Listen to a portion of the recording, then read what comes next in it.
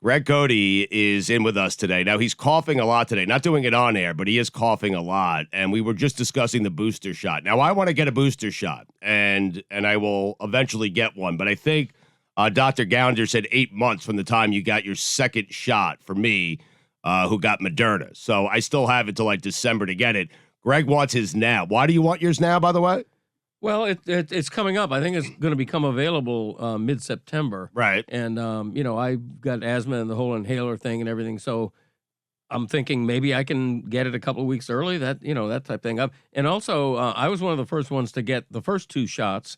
So it's been a long time. Like, I'm probably just due for the booster. When did you get your shots? Gosh, I want to think it was like December and January. Okay. So your card has the dates on it, so you can know the exact date. I do, but I don't have my card with me. But it's been a while. It's been like several months. Almost as long as it's been since I've haven't been paid by the Levitard show. So I've been telling Greg here, guys, to go into just walk in because he's having trouble booking this appointment. And just to walk in with that cough and his inhaler, and I feel like they'll just give him a shot, sight unseen. Like I really, like they I think might Greg, admit him, Stugotz. they might. Well, it's a Walgreens, so I don't know if they have any extra beds, but I saved my dad's old walking cane. I could walk in with that just for effect. I don't know. Mike, do you think that would work if Greg just walked in with the inhaler? I mean, who wouldn't give Greg a shot if he walked in with that inhaler coughing the way he's coughing today? I tried getting a booster shot. I walked into a Publix. I was like, yo, can I get one of those? They were so confused. You're a walk-up? I'm the first. Well, no, they have a bunch of walk-ups. We're overflowing with vaccines. I'll take any walk-up, but they asked me if I had previous shots. I said yes, and that was my first mistake. I should have lied. Yeah, you should have. But I don't know what the appropriate dosage is for what a booster is. I imagine it's less than. See, I'm a little bit concerned, although I've spoken to some medical professionals, and my mind is a little bit at ease because since I had COVID prior to getting the vaccine, I feel really good about my immunity. It's called T-cell immunity. I'm feeling all right. But it is J&J. And in San Francisco, those who had J&J were afforded the opportunity to just walk in and get Pfizer boosters. And I just want presence of mind. I just want peace of mind. I'm sorry. I just want to feel totally immune to this thing. And they wouldn't let me do it. I was just holding up a Google article of San Francisco, and they're like, this isn't San Francisco. You're at a Publix. I know you'll settle for one booster, but if they gave me, would you be good with taking 5 boosters? I want as many boosters as I can get. I think I'll be good with just the one. And for me, it's not even so much about my own health or other people's health. It's just, I don't want to get shit. I just want to go to concerts and be like, I've done everything I could. People. Greg, why don't you do this? You heard of these fake vaccine cards? Why don't you buy a fake card that has you only have gotten 1 shot? So then you'll be due for your second shot. I don't know if I'm going to go to that length. My wife, who is an angel, she actually made an appointment for me at a Walgreens because apparently Walgreens do Pfizer, which I have.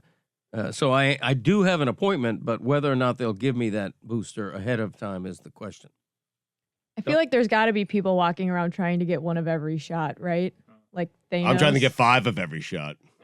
Can you do that? Can you mix shots? Collect all the shots? No, I think you can mix shots. Go to Russia, get Sputnik, go to China. It's like a cocktail of COVID shots. I'm giving out terrible medical advice. I'm not a doctor. I shouldn't say that. I'm actually not certain if you can get more. AstraZeneca, that's the grail. That's the one that we're all trying to get. Is it really? The collect them all. What's it's the like one Pokemon. That's the rare grail. What's the one you feel least confident in? Is it J&J? Well, AstraZeneca didn't get off to the greatest PR start, and then neither did J&J, and the efficacy on J&J isn't as great as you see all these articles written, and it's almost written by the companies that are the competitors, like, well, hey, facial paralysis, whoa, hey, efficacy long term a little bit better, encouraging signs. You read so much, we're still learning about the long-term efficacy of these things. I'm not exactly sure which is the best, though Pfizer did get FDA approval first, so that makes it the standard.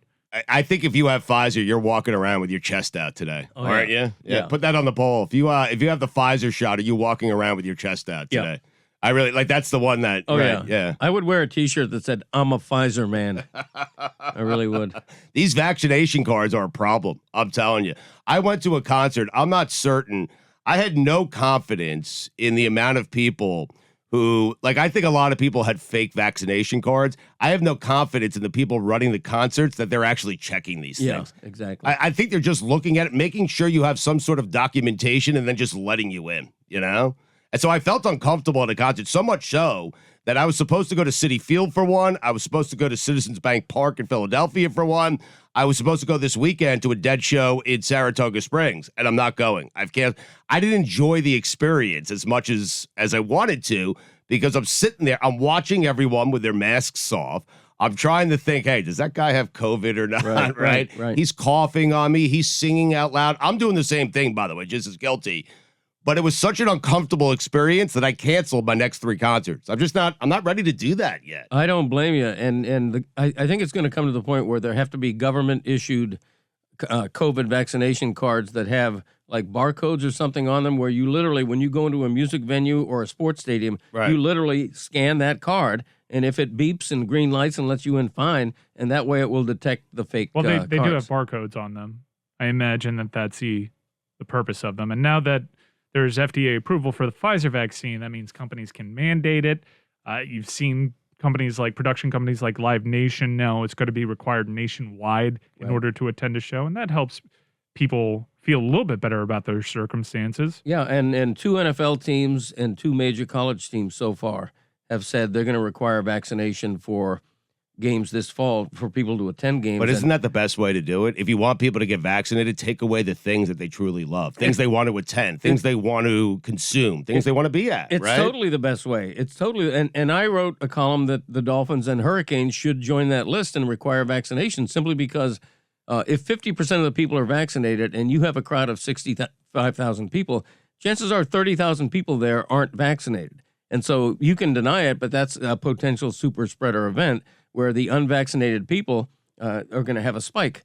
And the hospitals are already over crowded because of that, because of the spike in the Delta variant. I went to a hospital over the weekend, and it was a heartbreaking experience. Tents outside the hospital treating people with COVID. Walking through that COVID unit, it is especially heartbreaking because you look into rooms and you see people plugged in like they're plugged into the Matrix, lifeless bodies. Right. Alone because of visitor limitations. It is a truly heartbreaking. My grandfather passed away over the weekend. He ended up getting COVID because he was in and out of hospitals over the last few months. Right. It ripped through him. He didn't want the vaccine. Said it wasn't for him. He got his medical advice from Tucker and Company. I pushed him. It ripped through him in 4 days. It was a truly heartbreaking thing walking through that COVID ward and seeing all the people that are potentially dying alone that had an opportunity to avoid that fate. I understand there are people skeptical, and I want to watch my words because I wouldn't even classify my grandfather as anti-vax. Right. There are people that take offense to, I'm not anti-vax, I might get the vaccine. I don't want you to not get the vaccine. I'm still trying to learn about this. I implore you, don't hold up the 7 people that have been vaccinated that passed away and then totally ignore the thousands that didn't. You don't understand what their prior medical history was. I know for a fact one person in the ICU is vaccinated. Everybody else is not. That one person has so many previous concerning health matters going on with them that I'm so happy they got the vaccine. They got a shot at fighting this thing off. It is brutal. And I think the saddest part about it, and Stu, I know your life has been touched by this too, is the how you go. Yes. It's, for me, it was not being able to be there, physically be there in the room for someone who was there for me my entire life. Like that was just, it was so difficult. Greg, I'm still dealing with it. I'm still trying to get past it. I mean, we all have an example now, and it hasn't hit that close to me, thankfully, but one of the Miami Herald sports editors just drove to Jacksonville to say goodbye to his daughter. She died of COVID. She was a 35-year-old mother of 3 young children. I mean, this is still ripping apart families all over the country. The pandemic's not over yet, and right now, it's a pandemic of the unvaccinated. If you're vaccinated, you're ready to move past this pandemic, but so many people are still unvaccinated that it's holding back the entire country from moving beyond this. And that's not a political statement. That's something that science is saying right now. Would you be okay if the Dolphins had unvaccinated sections? Like put them in the sun. It's serious. Maybe it'll get to that. Maybe that's a compromise. You're right. But I don't want to mix. Like, I don't want to mix with unvaccinated. I just don't want to do it. I don't want to get them sick, and I don't want to get sick, you know? Yeah, I think businesses have every right to require that their employees be vaccinated. So do restaurants. Well, it's going to be easier now that it's been FDA approved. Right. Because now you can mandate it. And at this point, I think the onus is on the unvaccinated. Mike, did your grandfather? I'm sorry, this is a deeply personal question. No, did your good. grandfather have regrets? Like you said, you had a chance to speak. Yeah, with him. my grandfather asked for the vaccine when it was too late. He did. He went from not thinking it was for him to begging for it, That's heartbreaking. and it could have saved his life.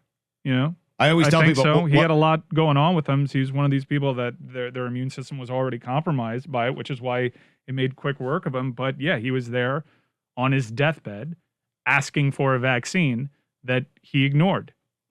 Wow. I always tell people what my family would not have given for. My mom missed it by a month or two. The vaccines, what we would not have given for an extra month or two, right?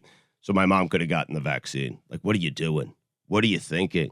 And this whole notion, hey, I'm afraid, like, listen, I don't want to criticize people. If you have your reasons, you have your reasons. But your concerns about what's going to happen to you down the line if you get a vaccine, how about deal with down the line when we get down the line? Save your life today, right? Like, Right. I'll worry about, the ramifications, the side effects of the vaccine when I have to worry about it, if I have to worry about it. But for now, I'm worried about keeping my family safe and healthy, and I'm worried about keeping myself alive. Look, I'm not ignoring what's going to happen down the line, but as someone that had COVID, I'm worried about what COVID does to me long term. And forget long term, I'm worried about what COVID's doing to people right now.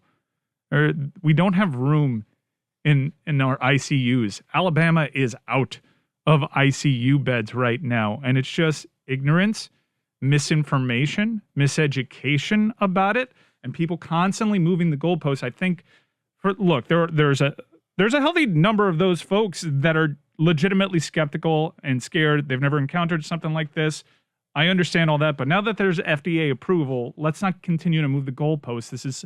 We have numbers that suggest in overwhelming fashion that this, while not a cure-all, is something that can greatly improve your chances to not die from this. And I feel like for another segment of the population, a more conservative segment of the population, it's the one thing that they have. They lost an election that they don't believe is real. Mike, you had the guy who lost the election finally come out and say publicly, and he got booed. And he got booed. And he got booed because I can't believe it. He can't control his base, which is just feeding off of misinformation. I think for a lot of people, it's the one last thing that they have over you.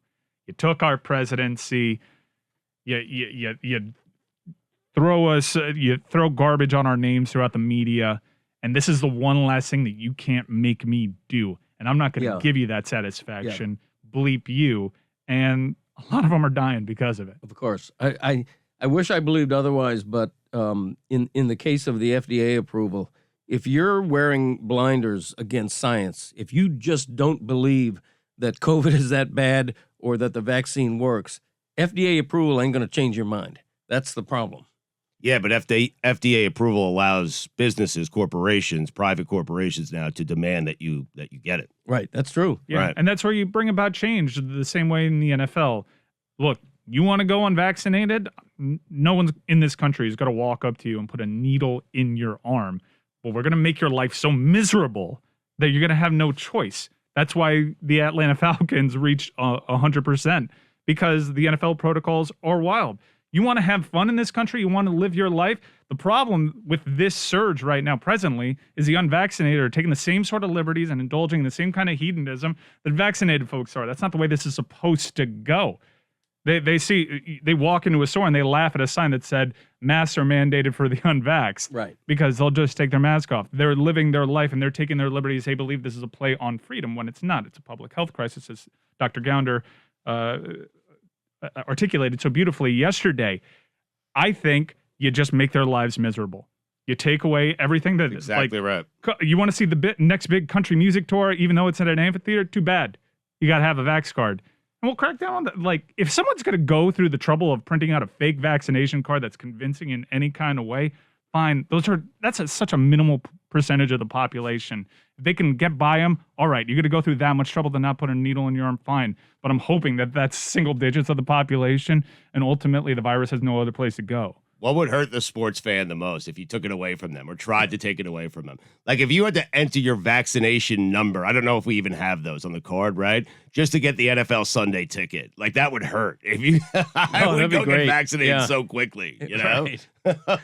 That'd be funny. If you needed a Vax card to watch the NFL on TV. Yeah, that would be to watch the watch the witching hour. Right. Yeah. Yeah.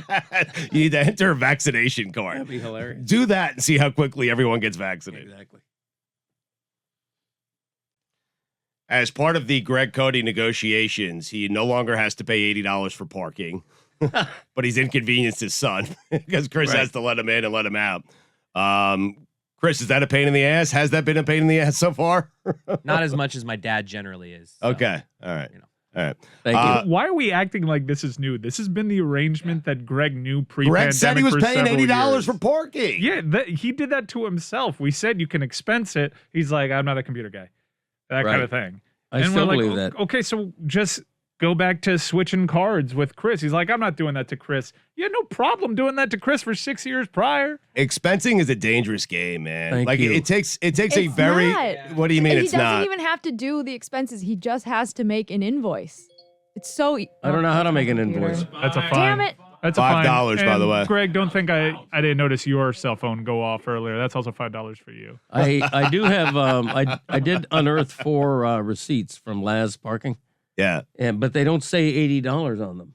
It's because it hasn't been $80. It was $60. No, it was 80. You don't think I know that? Yeah. You said 80, and that doesn't even account for tip. There's no tipping. Mike, if anyone knows what he's paying for parking, it's Greg Cody. Thank you. I have done. It's important to an There's old a big school guy sign like that Greg says Cody. $60, which is still an insane amount, by the way. But Believe Greg me. Cody will drive around forever in New York City to get a garage that's $20 less than the one he just drove into. Damn right. Yes. Really? Yeah. But Oh, he yeah. won't drive 3 blocks to go for one that's I'll spend $2 an hour? I'll spend $40 in gas to save $10 on parking. There is a garage that is 3 blocks away. That is $2 an hour. Yeah.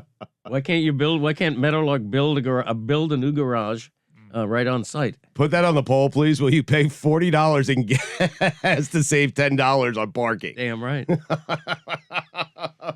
Smetty, you agree? Like people do that in New York City, right? The garages. They cost like $300 a It's night. insane, It's right. crazy. No, they If gouge you have you. a car in New York, I just don't know what you're doing. They tell you $24.99 for 24 hours. Then you get there in the morning and it's 23 hours, and they tell you it's $175. Like they just make up the prices. They make everything up as they're going. And what are you going to do?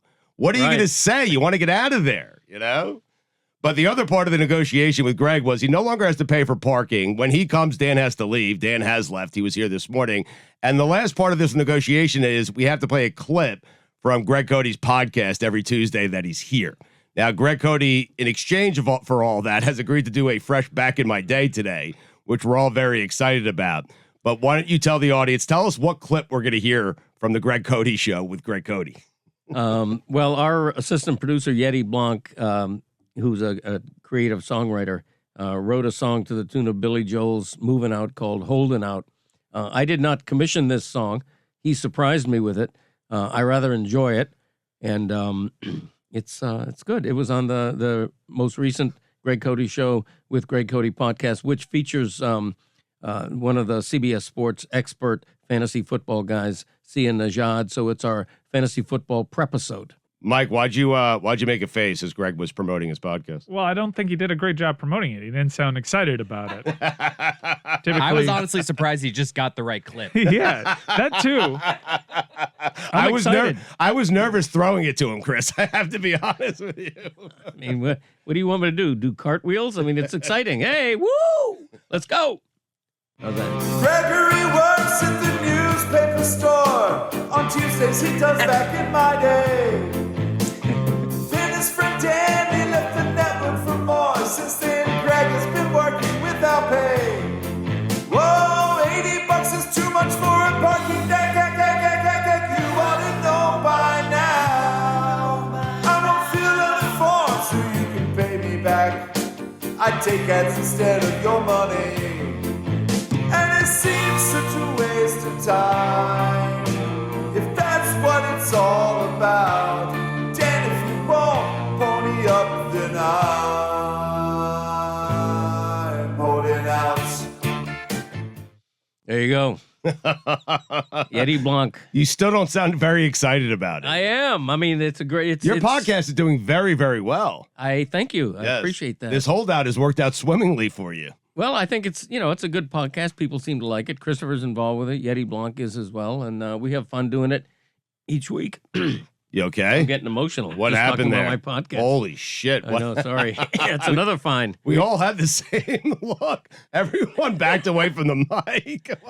We've been joking on the podcast that after he dies, Yes. I'm just gonna keep the podcast going, just so I have to have an awkward conversation every week with somebody. Just like, yeah, it's the Greg Cody show with Greg Cody show, but he's dead. And then That could be any minute, by the It'll way. be a nice mood setter every week for whoever the guest is. Speaking of death, I was reading a report over the weekend that a hot dog, and Greg, I know you're into this, but a hot dog, one hot dog, you eat a single goddamn hot dog, and the report was, I think it was on Fox News, that it will take 35 minutes off your life. I made the joke yesterday, if you have one of those dirty water city dogs that I love, you go up to the state, they take an hour and 35 minutes off your life, but they're totally worth it. And none of this news is going to prevent me from eating hot dogs moving forward. But I do wonder how much time I have left based on my hot dog consumption. Yeah, I saw that, and I wondered two things. Number one, is Joey Chestnut okay? Let's Right. check in on him. And number two, that study had to be commissioned by the American Council of Hamburger Consumption, right? I mean, you're trying to get people to not eat hot dogs. Like, who does a study like that? Does Right. anybody know? Right. Who's incentivized the most to put a study like that at? You think it's the hamburger community? I love you calling out Big Hamburger. I am. It's Big Hamburger, right? Not to mention Big Cheeseburger. But seriously, who does a study like this? Like, and why 35 seconds? Well, health officials, I believe, Yeah, right? but how do you determine that? I'm being serious when I ask who does a study like this, and how is 35 seconds determined? But maybe Jim Rome has been right all along where he said hot dogs are worse for you than cigarettes. I mean, Romey. I have some bad news. Apparently, in the same study, researchers found that consuming one 85-gram serving of chicken wings translated to 3.3 minutes of life lost, owing to sodium and harmful trans fatty acids. Wow. Wow. Anything else on there? Any other foods that are? Reading this article I love took me some 5 minutes wings. away from my life that I wish I could have back, honestly. You regret reading This is it? interesting. Oh, Billy, this is terrible for Billy. Billy's not going to eat anything that he reads in that article. Are you nervous now, Bill? No, I'm not going to stop eating hot dogs. I'm not going to stop eating chicken wings. Okay. In my life. If I die, I die. I don't want to live in a world where I can't have hot dogs and chicken Exactly. wings. Yeah, I'm with you. Don't take my wings from me. It sounds like if you eat a peanut butter and jelly sandwich, it's associated with an increase of 33 minutes. So I think what you do is you eat a Wow. hot dog followed by a PB&J. PB&J, and then about it that? cancels each other out, I guess. This stat is kind of like the win probability stat. Like, it's full of shit. Yeah. 62% chance of winning, really? 64? Like, get over yourself. This is just somebody that needs to make themselves feel important by doing a study. I'm glad that it works both ways, though. I had 3 beers. Oh, no, I've just lost 7 minutes. But finish it off with a glass of water, gain 3 minutes. I'm just constantly doing this tug of war. What's PB&J again? What is it? How many minutes? Plus 33 minutes. Plus God. 33. I used to eat Uncrustables every day for like 7 years to Right. the point where like I think it permanently altered my genetics. And I think that means I'm probably going to live to be 300 years old. So you could do a hot dog followed by a PBJ, and then you only lose 2 minutes off your life, essentially, because you're gaining 28 back, right? Yes, essentially just eat one and then the other and you're good. Is there with that? Go ahead, Chris. I'm sorry. Uncrustables is a dangerous game. My wife gets them, but she keeps them in the freezer. So does my wife. And though. then, so you're supposed to take them Where out. are you supposed to keep You're them? supposed Though? to take them out, and you're supposed to just let them sit for like a half hour. But I never want to wait that long. You guys ever play the dangerous game where you throw it in the microwave? Well, I always do. Yes, I don't want to wait either. What's you don't the want. perfect combination? Because you get that like hot center, but like no, the edges are too hot, but the center's not fully melted yet. Like it's a tough, like it's kind of like reheating cafecito. You got to find the perfect combination. You Right. pour it in the little coffee cup. Microwaving coffee is a very dangerous game. I found out that Yes. 8 seconds. If you pour a little in the little shot cup, Right. you put it in the microwave. 8 but every seconds. microwave is different. My microwave at home, Yeah. I need 10 seconds if I'm How heating about you up the get on the espresso. same page, microwaves? Enough with these watts. All right. How about Yeah. all microwaves have the same wattage? What's the most dangerous game when it comes to microwaving food? Is it soup? Is it fried rice? Oof. What's so risky? Protein is the riskiest, right? 'Cause Well, it doesn't you come out mean in well. terms of how it actually cooks it. I mean in terms of cleanup. Okay. You gotta be Oatmeal. watching spaghetti. Oatmeal is the worst. My oatmeal always explodes. It's terrible. I would say, Mike, I think you're on it. I think spaghetti with meat sauce. Yeah. I would put Uncrustables in that conversation because you don't know how long to do it for. Because you don't want a melted, like completely hot PB&J. You just want to get it to room temperature. It's a tough game. Right. I'll It tell is. you, PB&J on toasted bread is quite literally to die for. I mean, it's fantastic. If you love PB&J, put it on toast because there you get the slightly melted peanut butter a little bit. It's just fantastic. And the crunch, And the toast my has to be a God. little bit burnt on the outside. just a little bit. Yeah, Right? it's fantastic. It is amazing. It's a Yeah. game changer. And on sourdough bread, all the better. Really? Oh, Now you're best. really stepping up your game. it's the best. It makes peanut butter and jelly. It does. It makes it a lot. It makes it the best sandwich Yeah. in the history of It sandwiches. seems to elevate it. It's like you're not even eating PB&J. You're eating PB&J's erudite older brother. You feel like you're getting, yes, you feel like you're really getting a special It is. Like, whoa, treat what is this? just by throwing Yes. it into a toaster for 3 Fantastic. minutes. Chris, to answer your previous question, no, I do not let anything thaw. I throw it right into the freaking microwave, and I want to eat it as quickly as possible. I do that with the French bread pizza. That is my favorite. What is your favorite of the TV dinners? Because I think a lot of, like, growing up, it was Swanson's. It was the turkey TV dinner. But now it's turned into the like the French bread, pepperoni, and sausage that you get from Stouffer's. To me, is the greatest thing you could throw in a microwave. Like, You know, the Stouffer's meat lasagna in a microwave. So is good. really good. it's so good. Yeah, it really is. I feel like I'm eating real food when I eat Stouffer's. Yes. I know I'm not, but I feel like I'm eating. I know. real It's food. the packaging is great. I mean, Yes. it's fantastic. You are a big TV dinner guy. I love TV I dinners. remember was it Nutrisystem at 790? You would always bring in these pastas. Yes. And you would nuke them. Yes. Wouldn't look very appetizing. No, I once went to Capitol Grill with Murph, okay? And I was like right in the middle of the diet. And Murph was eating, porterhouse steaks and just the drinks were flowing. And I brought one of those pasta dishes from Lean Cuisine. Was it Lean Cuisine, Mike, or was it? Yeah, it was you watching your weight and you were having something, a microwave dinner that you thought was good for you. Yeah. So That's listen, the whole thing. there is nothing like, like smoking dope right outside a steakhouse and then walking inside and having a Lean Cuisine pasta. I mean, but I was trying to be healthy. I was. I was trying to be healthy. So I had the Lean Cuisine pasta and then I polished it off with 9 shots of tequila and went to a strip bar. That was your health kick. Story Yes. took a sharp turn. Now, I said yesterday I was going to stay up to watch Stephen A. do his opening monologue for Jimmy Kimmel. He filled in for Jimmy Kimmel, and Right. Stephen A. wants to get into the late night scene. Oh, God. I did not stay up to watch it. I still haven't watched it. I watched a tiny little clip. I can tell you for the first time, it appeared to me, and I'm not certain that anyone wouldn't be nervous in this spot, but Stephen A. appeared to be very, very nervous filling in for Jimmy Kimmel. He did. I believe it, and I didn't see it. I plan to watch it though. But Stephen A. requires the utmost confidence and cockiness to be Stephen A. Smith. Right. So if you put him out of his element, put him on a stage where he's never been, doing something he's never done, I can imagine that he would have been very nervous. It was weird because you watch Stephen A. and he's always uber confident. He's Always. always the most confident guy in the room. Yep. But you could tell he was a bit nervous before he went out on stage. There was expectations. He knew people were watching. He knew his peers were watching. He knew people probably wanted him to be bad and not funny. Right. No one was wanted Stephen A. to be really good at that. And I still haven't watched the entire thing. What he did was he used a bunch of clips of people, at least in the part that I saw, of people falling off milk crates, and he just responded to them falling off by calling them stupid, essentially, is Right. what he was doing. And that little 1 minute snippet that I saw appeared to be pretty painful, but I didn't watch the rest. Now, I know Jess had it on in the control room over there. Mike was watching it. Mike, you had to turn it off?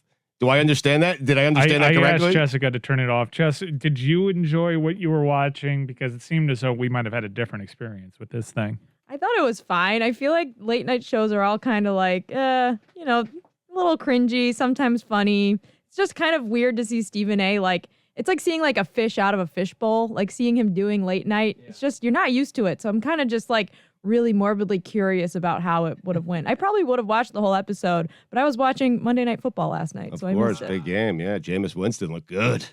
I was cringing the entire time I saw it. Stephen A. has confidence for days. Yes. And I don't think it was that he was nervous, because I think Stephen A. thinks he's going to kill every task in front of him. He's cool, and he's got suave for days, but with that job in particular, you need to be able to connect to the viewer at home. You need to be kind of relaxed. You need to be super relaxed. Yes. You need to connect to somebody at home watching at odd hours of the night. And he doesn't have that. He's still Stephen A. So everything that he said wasn't smooth. He was just kind of memorizing just fragments and then on to the next one. And it was kind of painful for me to experience a little bit. But maybe he got better as the show went on. Like, we only watched the opening monologue, so I could see that being the most like nerve-wracking part where you're not in a rhythm yet. You're out there by yourself. I'm sure he was. If they had guests, he might have been way more comfortable with that. A monologue, just as Stugotz said, the concept of a monologue is frightening because you're out there on an island. You're shouldering 100% of the content. You'll have a funny clip here and then, but it's on you to make that funny. He's not a comedian. Who does the best stand-up set amongst our crew? If we had to, if you had a week to prepare. Wow. I share that delusional confidence that Stephen A. Smith has, and I could tell you when we did the live event in New York, I was a nervous fucking wreck. I botched it. I really did. I think we were doing wake and take. Mike was mad at me because I didn't show up for the pre-show meetings. Do you think Stephen A. showed up for rehearsals? Because I think he respected that job that much. No, he did, and I apologize. I know there's resentment there, deep resentment. I'm sorry about it, but Mike, I thought I could pull it off. My larger point is, what in your history suggests that you'd be able to pull off a live version of the Batard show in front of an audience when everything has been structured? What in your history? You don't have any previous success to glean off of. What are you relying on there? Just Nothing. Your natural charm? Delusional confidence. Yeah. Yes, that's life's it. experience. Like what I'm trying to explain to you is, I thought I could pull it off. It was wake and take, Mike. Like the first time we did it, it was off the wake and cuff. take. There was a lot of I'm stuff just talking about the wake and take part of it, though, because I nailed the observations. I was comfortable by that. I was also hammered, so I nailed the observation. No, Mike, I did. Come on, I did good with the observations. Yeah, I did. But the wake and take portion, I have done a million times on the radio. And I went and did it in front of a live audience, and I was a nervous wreck, like staring at those people. I said Will Cain's name in the first minute. Mike didn't want me to do that. It was supposed to be a surprise. Like, I messed up the entire evening. I did. But I did it because I was nervous. I was not ready for the occasion. And so I can't imagine. You did it because you were not prepared. Mike, even if I were, that's what I'm trying to tell you. I'm trying to defend Stephen A. Even if I were max prepared, I feel like I still would have gone out there and botched it a bit. Since this is a therapy session, Greg Cody screwed up during the live show too. I did. I missed the cue to begin my day. Play it up. We play it up in front of the live audience, but I wasn't genuinely mad at Greg Cody because I knew he put the work in. Yeah. He was kind enough to respect the rehearsal. Yes. You, on the other hand, I still very clearly harbor loads of resentment. I know you Greg did. was complaining that entire rehearsal, though, for how long it took.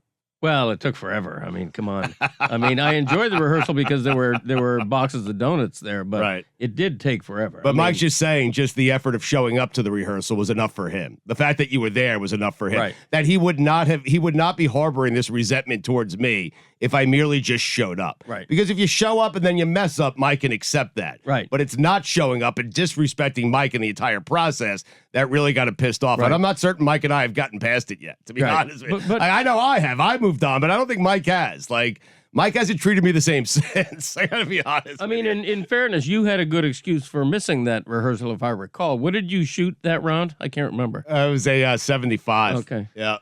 Not bad. First time in the 70s. There you go. Would you leave a course if you were No. if you were +2 after 14 holes? Exactly. I shoot 75 all the time, but then I got to finish the last 6 holes.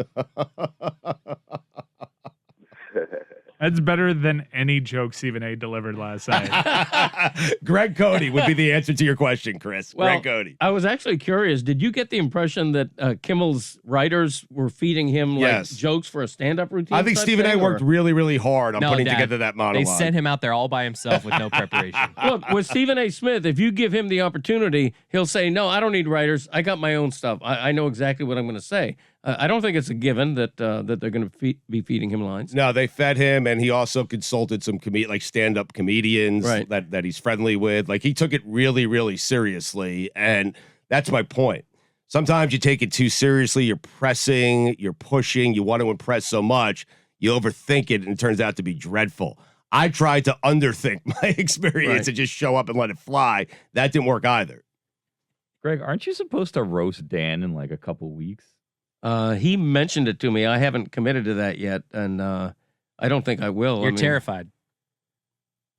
Well, I mean, if he's, he saw me earlier this morning. He walked out because I came on the show. I mean, we're not exactly on the greatest terms right now. So I don't think he probably wants me to do that. But you've been invited to roast him and you're declining? I'm not, I haven't given him a decision. It's happening in October. Are you negotiating? I mean, Is this part of your negotiation? I would prefer to be at the table of 10, relaxing, having a nice time. It's much laughing. easier. Yes, Yes, right. yes, well, yes. I don't want to perform. Right. Mm, No sane. expectations. Right, exactly. You and I just want to breeze through life. man. Exactly. Rehearsals. Come on. It sounds like you have a lot of great material to roast him. You could just Yeah. call him cheap, say he's a bad friend, disloyal, et cetera, use this parking situation as your material. The perfect time, Greg. All You of take that the is true. shots, yeah, and then it's under the veil Right. of no, it's a roast. I'd be worried it would turn into a monologue about myself, to be honest with you. Well, of course it would. You're I've Greg never been Cody. worried about that I ever. would. That's what terrifies me. Why would you be worried about that? I'll never forget the first time Dan and I met, and then it would be turn it around and it would be all about me. And Dan said this about me, and he really loved the fact that I said this. It's a roast, not a biography. Well, that's a problem. I'm not a roaster. What am I, Kenny Rogers? Come on. That's what every like maid of honor and best man speech at every wedding I've ever been to turns into. A roast. No, it turns into like a story about themselves, and it's like, can we right, get on with thank this? you. This is not about you today. Exactly. I would go there. Who is roasting Le Batard? Like, who's I doing believe it? McGill is one of them. That's Ron's committed. one of them? Yeah. Anyone else? I believe there's two, and I think Greg Cody. I And think Greg's the I other? think he's I- waiting on Greg Cody. I think there's going to be 3. I suggested people to him, but not you. Right. Exactly. Like who? I mean, Boog Shambi, I think would be fantastic. Yes. That kind of thing. Kind of odd he didn't ask any of us. No? I mean, Mike would be great. Like, it is odd. He didn't ask me. I'm not even certain I'm invited to this roast. Should I be offended? I told him months out that I'm not going. Really? Yeah. Why don't you want to go? It's my birthday. Uh-oh. Fuckboy shit.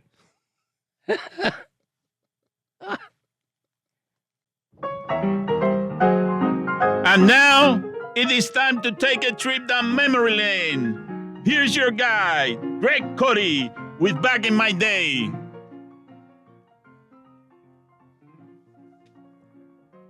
Fake lawns. You okay? Wow. I mean, Mike just asked you right before I we know. went on. Like, he asked you for a thumbs up to make sure you were okay. I know, apparently I And you wasn't. gave him 2 thumbs I up. said, hey, you want to take 5 here? You shook me off. Yeah, like should've you been a wanted me thumbs to go down. to off speed. You want us to start the music again? No, or- we're Let's good. say no. We're gonna help you out here. It's okay. You all right? And now, it is time to take a trip down memory lane. Here's your guide, Greg Cody, with Back in My Day. Fake lawns. Nailed it. Thank you. So I'm driving through a neighborhood near me the other day, and something catches my eye.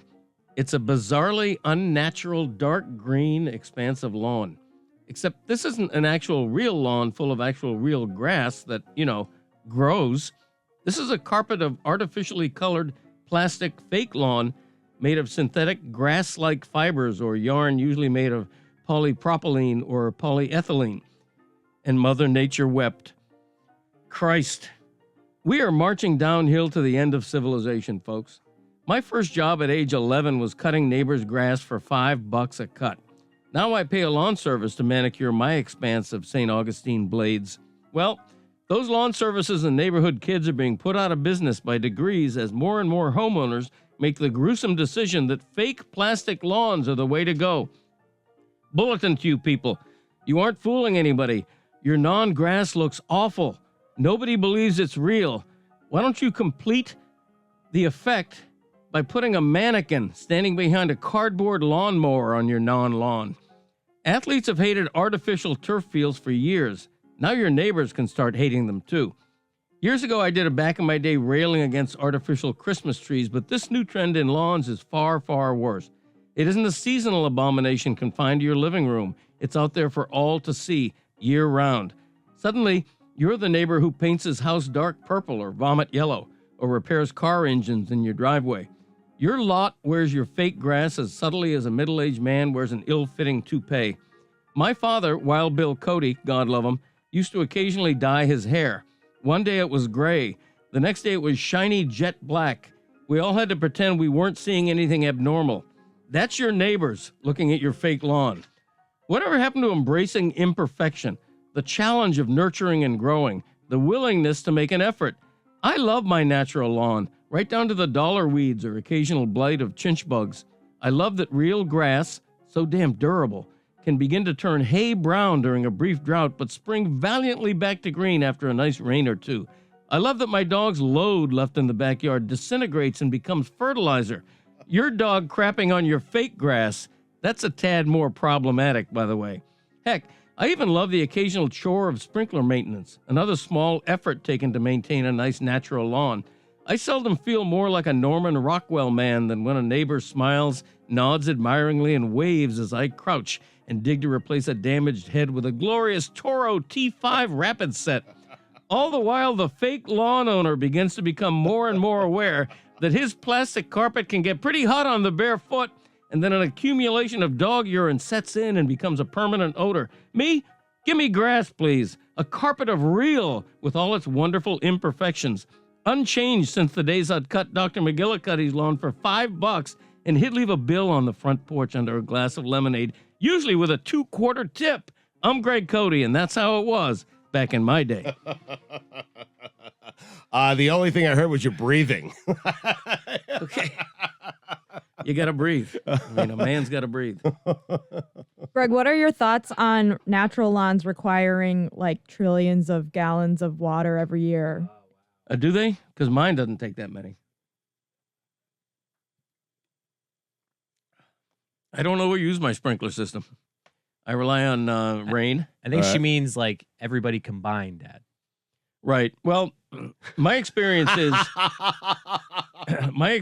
is you rely on rain. Yeah. And during a drought, you use your sprinkler system judiciously, Right. which I do. Mhm. I don't consider it to be wasted water. That kind of thing. Do you have trouble setting the timer on your sprinkler system? You know, my wife and I have big arguments about that. I'm not a timer man. So do I. I'm not a timer man. I'm anti-timer. I like to manually do my sprinkler system. Right. You know, and that way I can control how long it's on. I'm not here for the environmental shaming of a natural lawn. What is the carbon Thank footprint you. of artificial turf? Jess, do you know? Because I know water is a I'm not. renewable Hold resource. on, so hold I on. understand we should be a little bit more careful during the rainy seasons, and we are here in South Florida. Okay. But it's not made of natural resources, artificial turf, and most of it's made overseas. So you also have to take into Mike. account the commute. So Right while you're on. out here green shaming Greg Cody for being all natural, Right maybe you on. should rethink some stuff. No, I'm not pro artificial lawn. I'm pro lawn that isn't the type of lawn that we have in America where you're putting the grass and you have to water it every day and mow it. Like natural grasses like prairie grasses and stuff like that are like the more, I don't know about in Florida, but like where I'm from. The that's, like, natural the grass down here is sustainable- horrific. It is terrible. It really is. It's bad. It's not natural grass. It doesn't feel like real grass. What?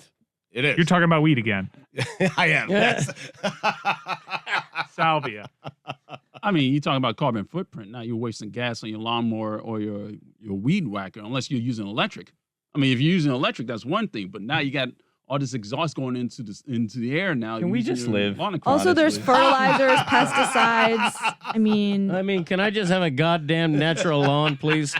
Anything anyone does these days is questioned by somebody. It's unbelievable. Yes. I'm going to roll a joint with St. Augustine grass. What do you think of that? just use sustainable practices, Greg. That's all I'm suggesting. I'm I agree with sustaining you. it left, right, Artificial and center. turf is an abomination. Whenever I see a lawn with artificial turf, I roll my eyes. Thank you. Thank you for that. Billy, can you put that on the poll? Can we just live? Where do we settle then? No artificial, no natural. No, I think we're Probably saying shouldn't do natural. Concrete's probably not good either, or asphalt. Natural, but don't cut or water. Right. Huh. Billy is pro climate change. We all have heard this shtick before. He Who is pro admitted Yeah, Climate he's a change. What is climate change denier. Wait, what do you Wow, mean? what Yeah, happened? that is. No. Billy, 100-degree temperatures in the Northwest, hurricanes in the Northeast. You were here. Listen to our weather expert. Stugotz. I'm really into this lately. You don't believe that it's happening, Bill? No, that's not what. You don't believe it. We got to the heart of it. Non-believer. Greg Cody just asked me if Jameis Winston's going to win that job based on his performance last night. Yes. Yeah, has to. Sean Payton's going to turn him into a good quarterback, isn't he? You're not so certain, Bill? No, I feel like Sean Payton's so deep in the Taysom Hill thing right now that he's just going to keep putting him out there to prove himself right. But if you start Taysom Hill, then you can't run him out for all the like cute little gadget plays and stuff. Like you're kind of like putting the ace up your sleeve on the play for every game. But Then you Bill- don't have an ace up your sleeve anymore. I understand that, but Billy is so right because Sean Payton is determined to show the world that Taysom Hill can be a good NFL No, quarterback. Not even. He's determined to show the world that he was right, is what it is. It just happens to be that he's married to Taysom Hill right now. Okay, so it's not going to be Jameis Winston, is what you're saying. It should be. It should be Jameis Winston, but because he's determined to show everyone that he was right about Taysom Hill, it's going to be Taysom Hill. For a little bit. But it just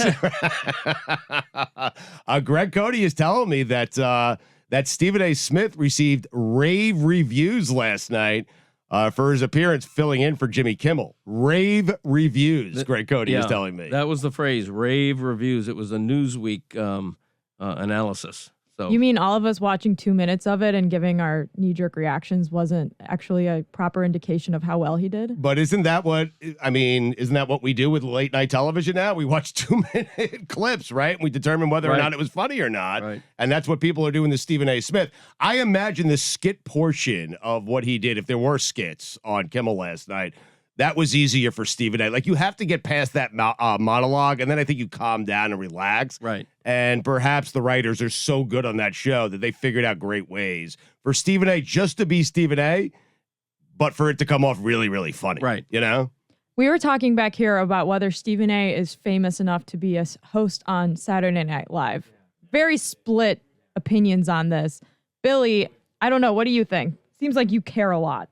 About this, I mean, Saturday Night Live can get over itself, honestly. The thing is that Why are you in such a salty mood today? I'm not. It's just, well, the Stugotz, the world is burning. You're But right. I'm Yes, not that yes, salty. right. You know, they were just talking about Stephen A. Should he do SNL? And I think we found better jobs for him. Like, he could be on Dancing with the Stars, and we think he's been approached. We think he'd be bad at it, but we think he could be on Dancing with the Stars. And then Tony came up with what he thinks is the ultimate job for him. What is that? Host of The Bachelor/Bachelorette. Oh, God. Wow. Yeah. That I could get behind. But yesterday we discussed him being the actual bachelor, didn't we? Well, that would be the best. But Bill- next best is him hosting. Is he better as host? You think that would be better than him? 100%. No. I think him being the bachelor with 30 women vying for his love would be the best case scenario for this game. But it seems like Billy disagrees and wants him hosting the actual You show. don't get enough of him hosting. I want him like making these tough decisions. I want him No. opening his heart to me. Yeah, no. And then here's the thing. If he's the bachelor, you get one season of Stephen A. as the bachelor. If he's the host, you get him forever. Once his relationship fails, like they all do, he can host the next season. Has any relationship made it? I think the first one actually There's a made it. few. The first bachelor, I think they're still married. There's that a was like few 20 years couples ago. that they roll out, like been together 6 years and stuff. But you're saying tried out Stephen A. as the bachelor and then have him host after Right. he's the bachelor, right? Because that relationship will crumble inside of 5 minutes. But I was one of the ones that said that I think he's been pitched as a host for SNL, and I think Lorne Michaels was like, nope, not big enough for me. So I Googled like least famous SNL hosts of all time, and they're both people that I would think Stephen A is more famous than. The results that I saw were Josh Hutcherson, who I think was in the Hunger Games, Hutch. and Never heard of him. January Jones, who I think like won a couple Emmys for Mad Men. She's pretty well known, but I think Stephen A probably is more of a household name than both of those people. Billy, I know that dismissive when she mentioned Lauren Michaels or someone mentioned Lauren Michaels. Like Yeah. I like usually I want to follow you down that path. What happened there? I don't know. I don't know if I want to go down this path publicly or not. I had a private text exchange about Lauren Michaels the other day. That's interesting. Yeah. Wow. No one went down the path with me though, so I was kind of like, maybe this is something that I should just keep to myself because no one else seemed interested in it. Yeah, him. And Well, I mean, I saw this interview that Jenny Slate did, right, where she was talking about how she got fired from SNL and Yes. basically was blaming Lauren Michaels for it. Now, she also said the F word at some point in the thing, but she was like blaming him and saying how basically like she felt for a while like insignificant because he decided that she wasn't funny. It doesn't matter. My whole thing was like, it's Lauren Michaels. I mean, come on. Saturday Night Live, like that's the whole thing. Like, and this is going to sound very rude, and this is where I can't get anyone to agree with me. this is but, going like, to sound rude, the part that's coming up? yeah. Okay. All right.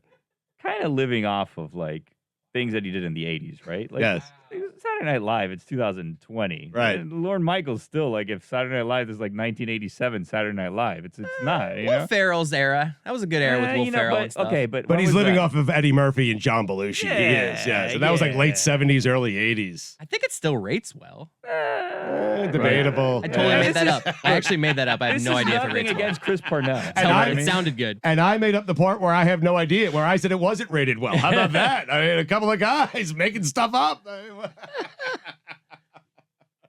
Anyway, Billy, I'm sorry. Well, no, that's basically it. I mean, who is he to tell Stephen A that he's not good enough for SNL? Not that it's happened, but I mean, it's not. You know, there's no Belushis anymore. You know, who's on that show? Did you guys know George Steinbrenner hosted SNL? I did. No, he didn't. I remember that. Really? Yeah, When? I do. Had to be in the late 70s? It looked like it was in the 80s, The but last time the show was good. Right. a Billy's sports point. owner cannot be. I guess maybe his Mark Cuban host. I could see him hosting because he's on Shark Tank, but I can't picture any sports owners being good SNL hosts. Like they seem like the driest people on earth. Right. Oh, but Steinbrenner was Steinbrenner. I mean, if I recall, he did jokes about, firing Billy Martin 3 times and, the stuff you would expect. But he was totally playing to his celebrity as the biggest owner in sports in the New York market where that show is taped. So, He's sorry, Roy. He's also #1 on worst hosts of all time, according to the list that I just saw. What about when Jordan hosted? Is that any good? I mean, it was Jordan. right. I'd watch Steve Ballmer. Well, I wouldn't watch. I just. Well, I was I'd wondering say I'd who's the watch owner Steve that would Ballmer. have the best shot Yeah. at being good at Saturday Night Live. It would be Balmer, right? He'd be shirtless at some point, right? Like you have to assume he'd rip off his shirt. Jerry Jones, I feel like would be. I don't know. Like the writers No. could do enough with Jerry Jones, where Jerry Jones could be really, really good and funny. I think you'd be surprised how important the writers are in that equation. Like Peyton Manning's a funny guy, but Peyton Manning killed it on Saturday Night Live, and he said there's no way I would have done that well without the writers. Like they wrote everything for him. Yeah, but Peyton Manning is capable of laughing at himself. I I think guess, that's why yes. people like his sense of humor because he's self-deprecating. I feel like Jerry Jones has never had to laugh at himself a day in his life and doesn't want to and doesn't need to. Who is the owner that would? Trying to think of an owner other than Balmer. We all go to Balmer because he makes funny expressions, Right. physical, funny facial expressions on the sidelines when good things or bad things happen to his team. Right. Mark Cuban would be a disaster. I totally agree. Yeah, but he's got the Q rating, though. People know Mark Cuban. People would be most interested in watching Mark Cuban do that, Yeah. or attempt, because that's part of it, right? Right. You want to watch the guy attempt to be funny. Yeah. Like that was part of the attraction to Stephen A. Smith doing Jimmy Kimmel is, can Stephen A. pull this off? Right. You know? Yeah. I think Stephen A., by the way, for me, has enough heft to be SNL host. You okay? Yeah, I think he does. What are you laughing at, Chris? His voice, man. Are you He's concerned struggling about him? today. I'm not concerned because I'm used to it. Everybody in here is very concerned. Are they really? It's just he's been hacking for 2 years straight, so it's just I'm used to it. Yeah, it comes and goes, right? Like he had a few weeks. I actually told Greg to go to the hospital. It was me. I'm like, Greg, you have to go see a doctor. And then it went away. Today is the most consistent cough I have heard in the last 5 years. There it is. Again.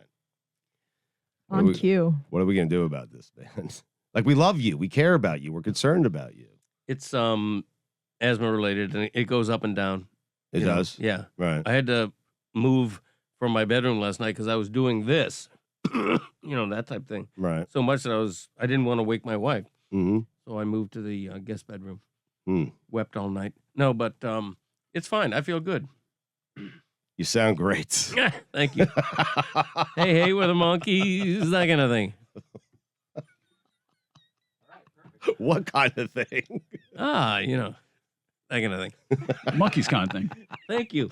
Oh, I'm sorry. Yeah. My apologies. By the way, what's left of the Monkeys is going on tour. Yes. Farewell tour, and I'm actually taking my wife to that concert because she loved the Monkeys when they were like a teen idol in the What is late left of the 60s or so. Monkeys? Well, there's two left. Two of the How many four. were there to begin with? There were four, Right. and there's two left. Right. And she, Couple of monkeys. yeah, Yeah. a couple of monkeys cutting it up. Yeah. So we're going to be there.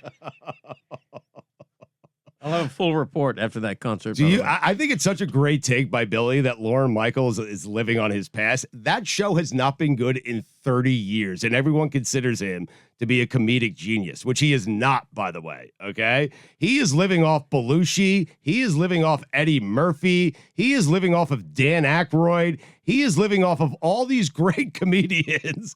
Right? I couldn't think of another one.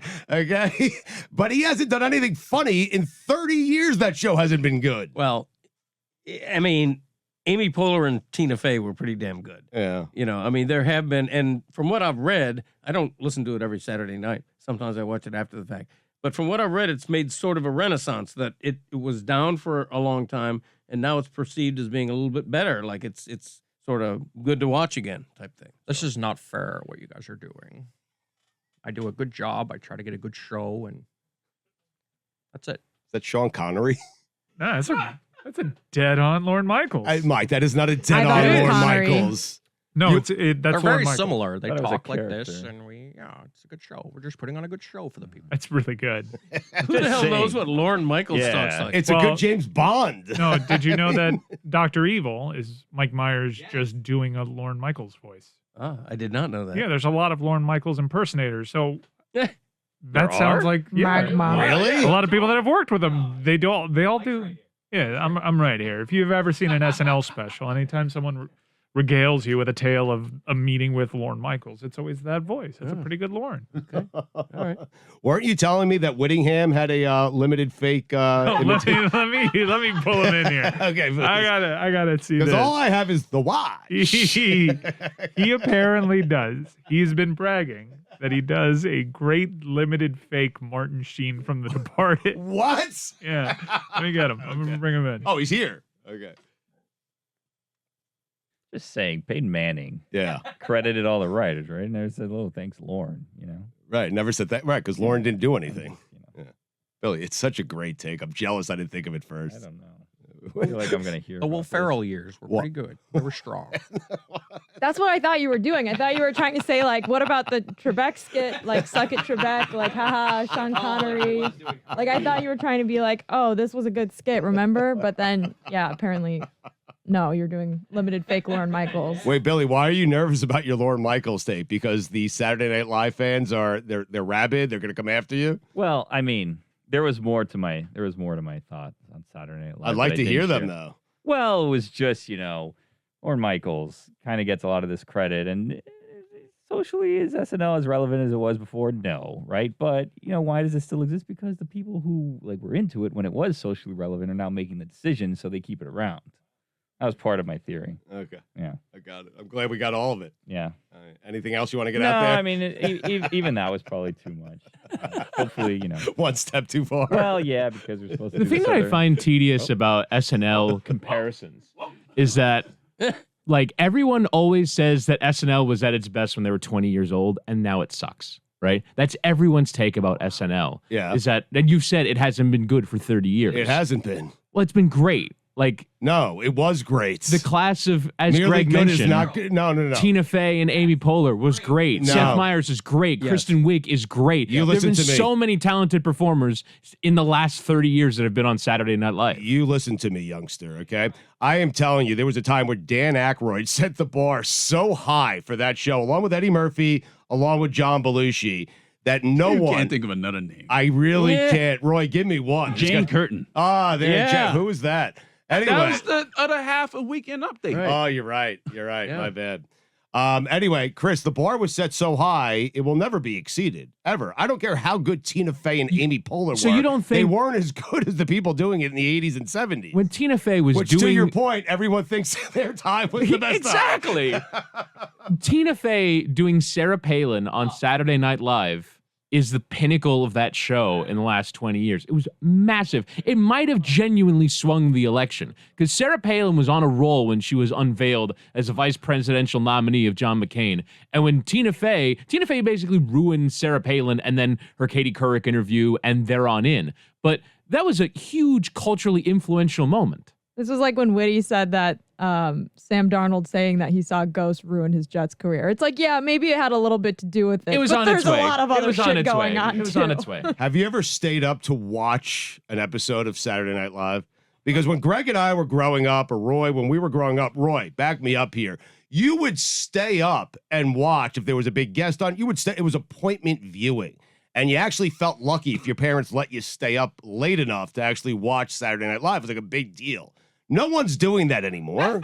That's not true. No one's doing that That's not anymore. true. I mean, no Eddie- one's done that in 30 No, years. do that. No, Thank people you. stayed up to watch the Eddie Murphy episode. People stayed up to watch the Dave Chappelle episode. Those were That's 2 big episodes. moments. That's two. 30 years, yeah. Exactly. Well, I mean, kids don't watch any television in the same way. But when I was growing up, I watched Saturday Night Live in that way.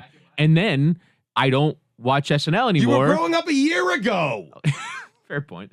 But like, I haven't watched it in that way in the last 4 or 5 years because now I look at the cast and go, oh, it's not as good as it used to be. I'm exactly the guy that I'm you.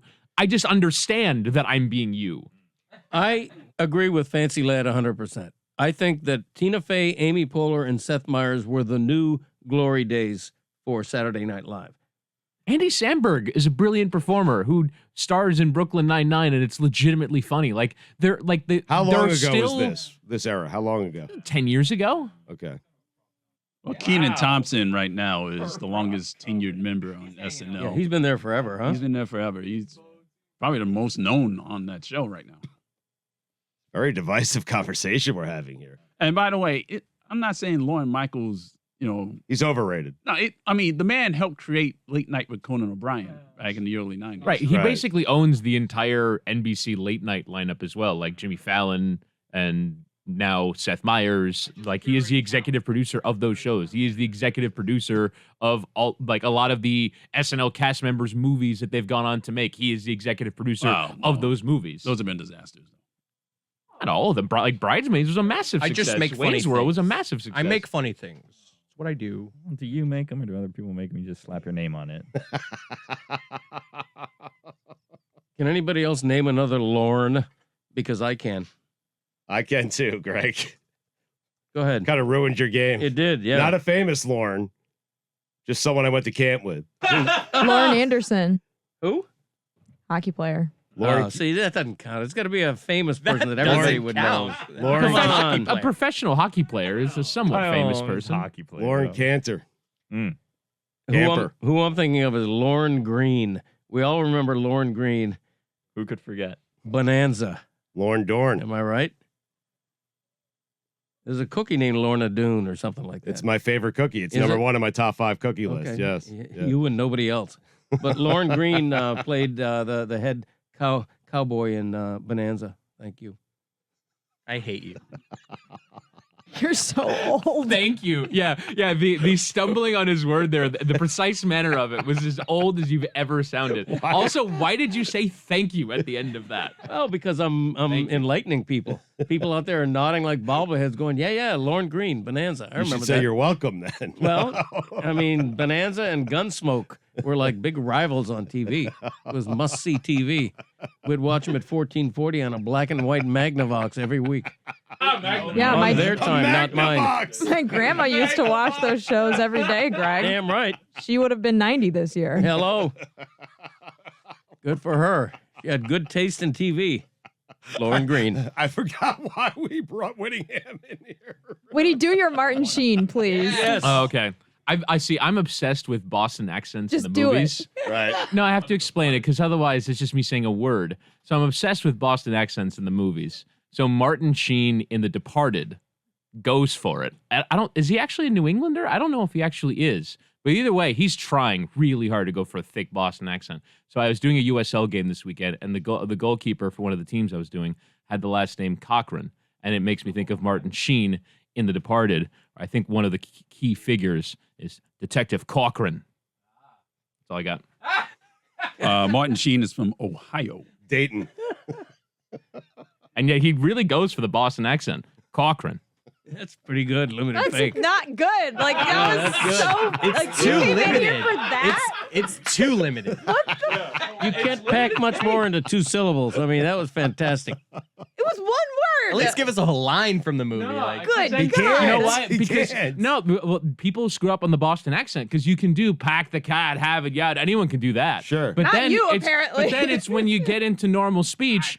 When I do Boston accent, I end up sounding Australian, and so I cannot carry on with another sentence. All I got is Cochran. Well, call a goal. Cochran scoring a goal. Call a full sentence with that. Yeah. In a Boston accent? Yes. No, a good I idea, can't do Greg. that. Oh, come on. Can you do it like the way you normally would and then just do Corcoran? Can you do that? Just have him be the goal scorer. Can you do that? Can you set it up? Go on. No, so here's the goalkeeper. So it would be something like Oh. cross gets swung into the back post. The header's on goal and Corcoran with a tremendous save. There you You go. just sounded British. Like It made There me you go. sweat. Lorne Michaels want to take a stab at it? I've done enough. I let other people shine. I just, give them a platform. Can you say that sentence? Put that on the poll. Can you say the sentence? Mike was telling us about an audiobook that he was reading about James Taylor. And I figured, because I love James Taylor, you love James Taylor, I figured his life would be a fascinating story. And Mike says, not so fast, like Lee Corso. I don't know why I did it like Lee Corso there, but I did it like Lee Corso. I wish I had a magic marker in my hand. But anyway, Mike said it wasn't that good. I'm surprised. I figured James Taylor's life, with James Taylor telling you about his life, would be fantastic. Well, this was Greg. James Taylor telling me about his early life. Okay. What his adolescence, Like how he got to it. his dad moving to Right. Australia for not Australia, Antarctica to do studies in Antarctica for a year and a half. It just, I want the rock star stories if I'm going to indulge in a James Taylor book. And Well, I get it. I'm not even sure what a rock star party around James Taylor would look like. Maybe a charcuterie board. And a nice cardigan sweater, and a dad cap. James Taylor party back in the day, Mike. Oh, he did a lot of drugs back in the day. yes. I'm no James Taylor expert, but I know that he's battled depression his whole life. He had all kind of family issues and turmoil growing up, and there's a lot that informs the type of songwriting he does. His most famous song, "Fire and Rain," was about someone very dear to him who Great committed song. suicide. Yep. I mean, I think there's a lot to unpack. I enjoy his the, music. in the I'm James Taylor. I'm not a story. massive James Taylor fan, but if you came up to me, Greg Cote, and he's like, "Hey, I got 2 tickets to see James Taylor on a Friday night," I'd be like, "F yeah, let's do this. Let's Yeah. rock out to some JT." What's the audiobook that you've read? I feel stupid saying that. Like, you can't really say Stugotz, that. I cannot put this audio. But Mike, book can I say down. this? Can I say It's a what's the real audiobook you've page-turner. read? Right. This is a real page turner. This is a Greg, book. if you're listening, are you reading? I don't think so. I'm not an audio. We did that guy. show a couple of Yeah, weeks I'm ago, really so not, we no. all agree that you can say you read a book if you listen to the audiobook. Oh, we did. except Okay. Fancy Lad. He's the only one who disagreed. Yeah. You have to Naturally. read the Right. book. Okay. You gotta But- go. He old has to school. put on his pince nez to read. All right, got it. I am presently experiencing Matthew McConaughey's green lights. That has to be great. I mean, it's batshit crazy. It's batshit crazy. He writes like he speaks, which is amazing. I don't believe a single story that is in the book. Right. I think he's lying about pretty much everything outside of he talks about losing his hair and he says he went to Regenix. I'm like, no, those are plugs. You're not fooling me. So even about the hair transplant, when he tries to give you a little bit of honesty, I'm like, I don't believe you. tell stories about urine streams that go 8 feet in the air. Come on. I believe The him. only thing that I do believe is just because I've heard the story for a long time is that his dad died while making love to his mom. I believe that story because there are more people there to back this story up, but 8 feet, not that high. Wait, like is he laying down try it. or standing? Try it. I've seen him do it. That's impossible. The whole story he tells is like he bet somebody a dirt bike that his 8-year-old son could pee over a 6'5" man. And Matthew McConaughey claims that he cleared it by 2 feet. I don't believe the story. You catch me like 4 a.m. after a Flanagan's night, I could do it. You are in your mid-30s. Do it. Pee over my head. Do it. Yeah, pee over my head. I bet I you need can't. a full night of drinking before I'll I stand can there do the it. whole time. No drink until the end of the show. Wait a Then do minute. it. I don't understand. How would you win in Chris trying to pee over Yeah. your head? He'd pee all He'd over pee on you. me, and I'd be like, "Ha ha, I got you." Yeah. Your mouth would open up to go, ha ha ha ha. But how do you win? You never heard? You never heard that joke? Wrong, You have but you're urine covered on in pee.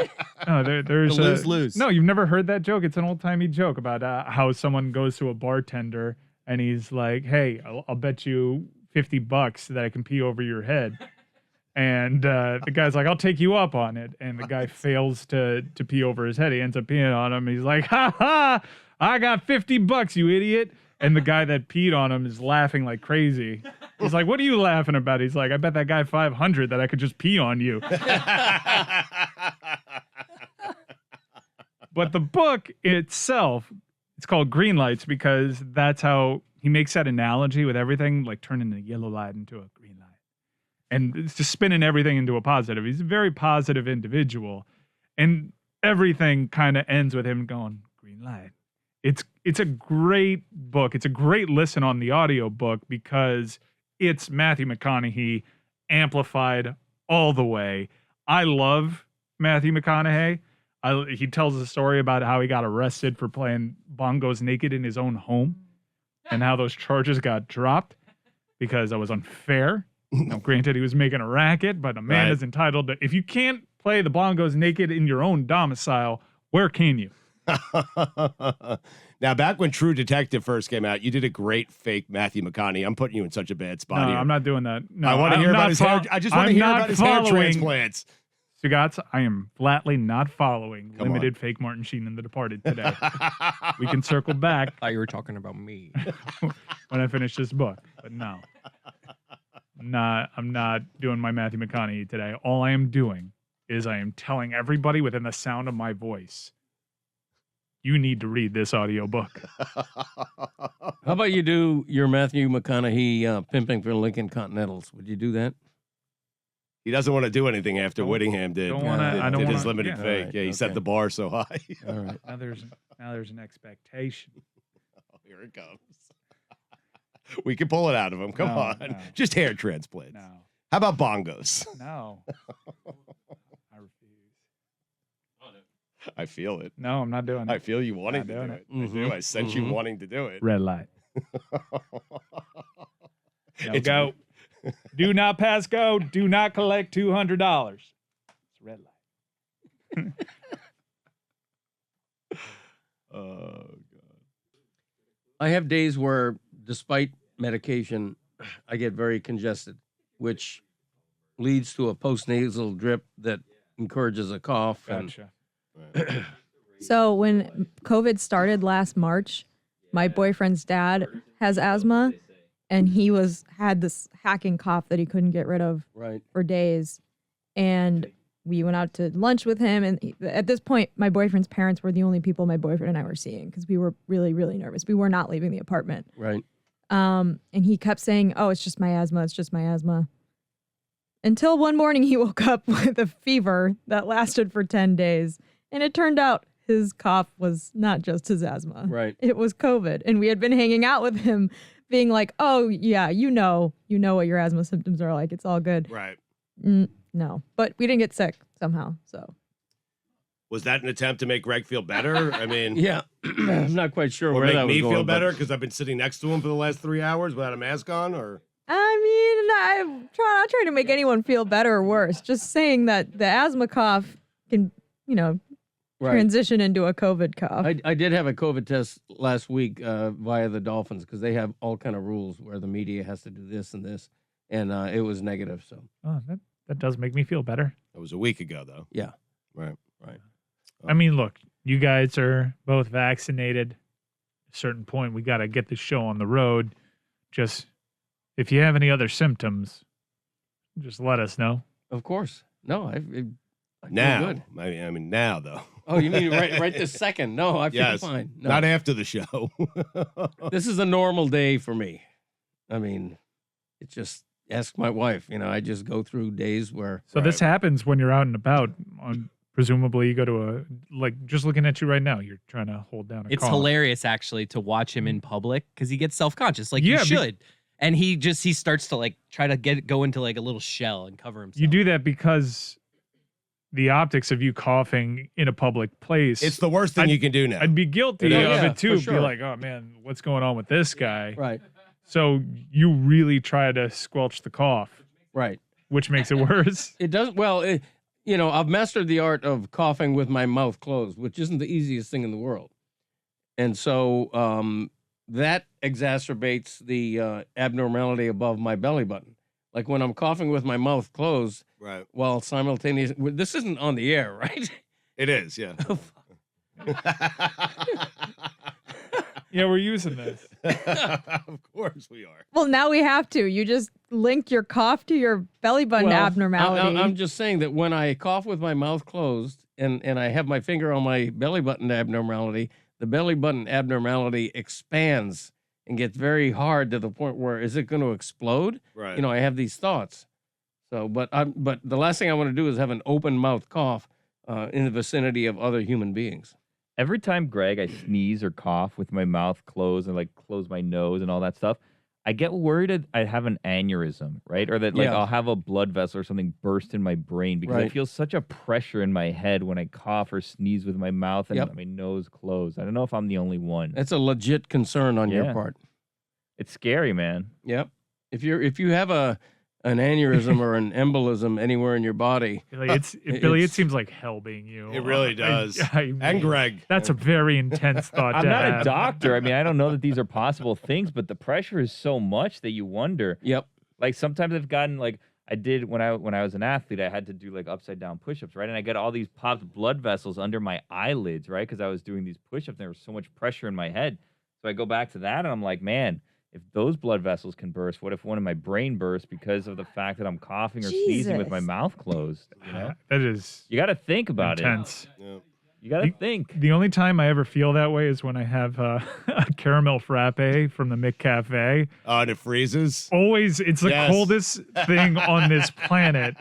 It gets my brain frozen every time, and I feel like I'm gonna die whilst having it. There's 12 people a year that die from brain freezes. No, No I'm way. sure there are. I haven't looked it up. okay.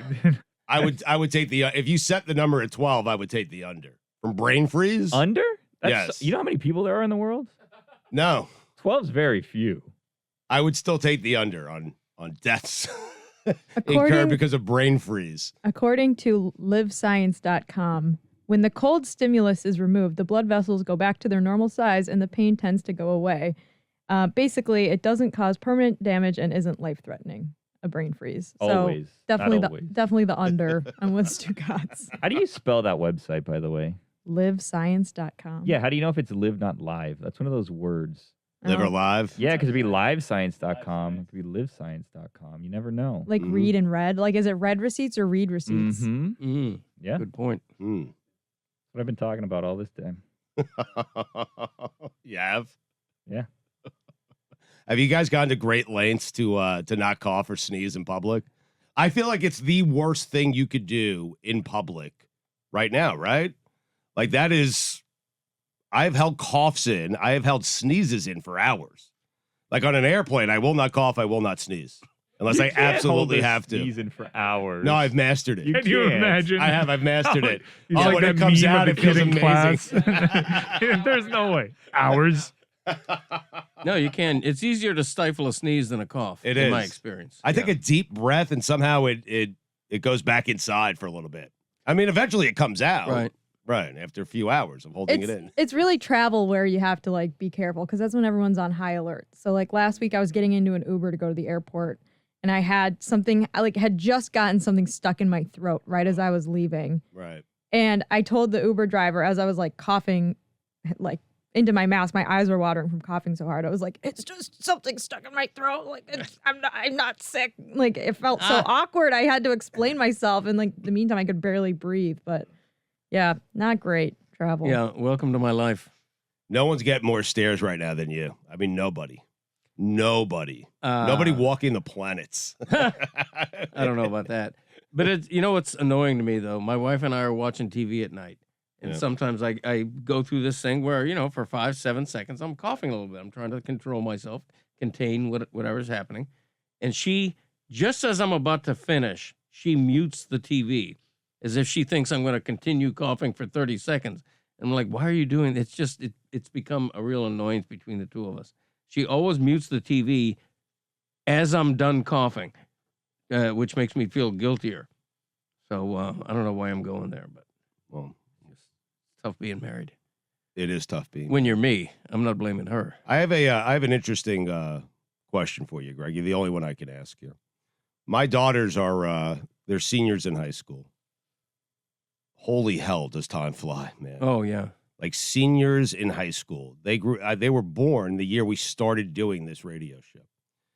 And they become your identity, right? Your kids do. And so my wife and I, so they just started their senior year. And they did the whole thing where they're painting this, you know, their cars and seniors, and they're doing all this fun stuff. And it's a very fun time in their lives. It was a great time in my life. But me and my wife are really struggling because while it's an exciting time for them to be seniors in high school, we're also a year away from them leaving the house, Right. and becoming empty nesters, you know? And part of that makes me sad. A lot of that makes me sad, and it makes me nervous. I tell kids, take your time, like go slow, because you have no idea how much you're going to miss this stuff. You have no idea how quickly the time goes by. And I always tell parents of babies, like, hey, the diapers, waking up in the middle of the night, embrace and enjoy that stuff, because soon there'll be 17-year-old teenage monsters who will hate your guts. Okay. And so, but my wife and I are really in this weird space where we're starting to feel like they're slowly moving away further and further from us, and eventually they'll be out of the house. Right. And I'm wondering how you and your wife dealt with that, like just the empty nester stuff. Well, the time flies thing is It makes me sad, Greg. It does. It makes everyone sad, and it's probably worse in a way when you have twins who are both leaving at the same time. Yes. Because normally you'd have one leave, but then, all right, you have the younger one who's still in the house for another few years. Yeah, my brother left, and they had me for another 4 years. Yeah. Right. Exactly. Yeah. But this is like a thudding reality. Like they're both going to leave at once, and then it's just me and my wife. I don't know what the hell we're going to do. Right. Now I got to stare at my wife all day. You know, all of a sudden you're thinking, is my house too big? You know, or do we have to downsize? Right. Are they, you know, how often are they going to come back and visit? You know, we're not there to watch them anymore, but we still feel like parents, but they don't need us anymore. And, you know, all kind of thoughts go through your mind. And then in 5 years, you know, are you going to be a grandfather all of a sudden? Like, you know, I better not be. I mean, it's, you know, that's going to happen too. I mean, but then your grandchild comes, and that's the best thing you've ever experienced. And there's a whole new renewal of life based on that. So it's, you know, it's, but I can relate to what you're going through. It's difficult. It's difficult. Yeah, no, it's making me sad. It's really making me embrace and enjoy this moment. Smetty, you made a face where I said they better not be. That would mean one of them had a child in college. I'm not saying that's a bad thing, but I'm kind of rooting against my kid to have a child in college. That's all. I was just thinking about how I'm closer in age to your daughters than I am with you. Like, I feel like I remember when I went to college like it was yesterday, because it was like 8 years ago. Don't have a child? But the kids love it. My kids can't wait to get the hell out of I'm my sure, house. of course. Yeah. I mean, listen, I guess I'll save some money. I won't have to go outside when I do what it is that I do, the dog walkers, and I won't have to protect against that anymore. But it makes me sad. There's a part of me that's excited, like Rachel's going to Northwestern to play lacrosse, But there's a part of me that's really, really sad. My kids are leaving my house. It means I'm getting old. I don't want to get old. I'm old. Right. No, Yes. it's I remember Christopher's 4 years older than my younger son Michael, and I remember when Michael turned 10, saying to my wife that in the broad time flies category, I can't believe both our kids are in double figures now in age. That just when my youngest child was 10, it just seemed like a milestone of time flying, and now my youngest child just turned 30, and so these are the things. There's a continuation of that feeling of aging and time flying, and your kids getting older, and so you've only just begun, my friend. Have another kid, Greg. You know what? Let's not, Billy. Good Baby. idea, though. I've got a grandchild now, so that's good enough. Believe me. Yeah, you get all the good stuff, right? Exactly. You don't have to deal with the bad stuff. That's right. She's already reached the age where my parents are just avoiding her at all costs. Oh, come No, on. I mean, Dad, no, see, no. I'm calling them on. out. They used to love babysitting. Not as easy once she turned 3. Right. The babysitting not as easy to lock down with my parents. I do not disagree with that comment. I will say that. Wait till they turn 11. Well, believe me, at 3, she is physically incapable of walking. She's constantly running and racing and skipping and darting and all through the house. And it's, 2 hours of that. It's, a little enough. tiring. You ever think, Greg, you ever think, and maybe this isn't what you should do as a grandparent, but maybe you just kind of lay a couple things out so that there's a accidental slip and fall, and then you kind of learn, like, hey, this is why we don't run in the house, like you put bubble wrap or something on the floor. You set 'em up to something- fail yeah, and get no, hurt, but like yeah. soft landing, so Right. there's not a serious injury, but like, a Right. lesson learned. This is like the dad in Arrested Development who hires the actor to come and teach them a lesson with like fake prosthetic limbs and fake blood, fake car accidents. That's horrible, Billy. That like It is I think horrible. the thing about being a child or the parent Is of a it? child that young is like you worry that everything you do might traumatize them a little bit. And like what Billy is describing is why. Yeah, we're gonna learn. If you say little, I don't want Life to use lessons, names. Yeah, little right. Graceland, no running in the house. If she continues to run in the house, or you say, you could slip and fall. Never slip and fall. You're not going to learn that you can slip and fall. So if you kind of, just help a little bit with the slip and fall, not in a serious manner. To Billy's point, the other day she was running around my dad's house, which is all tile, with her socks on. And I was like, you're going to slip. And I warned her, and then she slipped, and I pointed and I There you laughed. go. But I Billy is laughed. I saying, was like, see, I told you. This but is what Billy's I'm saying if saying. she doesn't slip, to place a banana peel there, so she does. Like- I'm not saying give her scissors and say run around with scissors, guys. Come on. Not be silly here. Yeah. Taking it too far. Put some socks on. Anyway, I'm gonna be sad, man. So parents out there, take it slowly, okay? Like, don't be in such a rush to get through all this stuff, because this stuff, like for all you guys, most of the guys back there who have young kids, okay? I'm telling you, this is the best time. You might be driving around at night trying to get your baby to go back to bed, and you might think this is miserable, and I'm telling you, it's the goddamn best thing that's ever happened in your life, by far. The worst thing is when they turn 17. Stugotz, I'm going to send you a song later that will just make you weep. It's Okay. basically a song conveying everything you just said. Yeah. I'm sad. There was one day that Juliet hit a benchmark, and Chris Cody, having just graduated from that benchmark, looks at me and just starts singing "You're Gonna Miss This." Oh, yeah. And now every time Juliet does something cute, I turn to Cynthia and I steal the line. I'm like, "You're gonna miss this." Like crawling was the first big one. Like once they start Yes. walking, it's like, wait, so she's never going to crawl again. Just never. Yep. It's sad. It is sad. Look at us, just a I couple know. parents talking. Couple of parents cutting it up. I told my parents that I witnessed my daughter's first steps and she missed it. I totally lied, by the way. I don't know why I did it. That's perfect. And that's a lie you can never admit to. You gotta just eat that did. for the rest of your life. I thought about this earlier because there was a backhoe on the sidewalk pile driving something into the sidewalk, and it was very loud and it was shaking the studio. Mm-hmm. My first word when I was a baby was backhoe. What? I'm wondering what everyone else's first words were. Mine was ball. Yeah, it sure was. Mine was -7. It's 2 words. Roy, what was your first word? All right. How could you remember? Can we call, I wasn't told this. can we I call wasn't told. bullshit on Smetty? I mean, backhoe. It was. I had a toy backhoe, so I said backhoe. Who has a toy backhoe? I did. It's a Tonka truck. I still have it. It's at my parents' house. I have to admit something. That's the first time I've ever heard that referred to as a backhoe. That Really? just might be a geographical thing. Yeah. Well, no, actually, Mike. So I found out at for one of my first adult jobs, I was in the newsroom.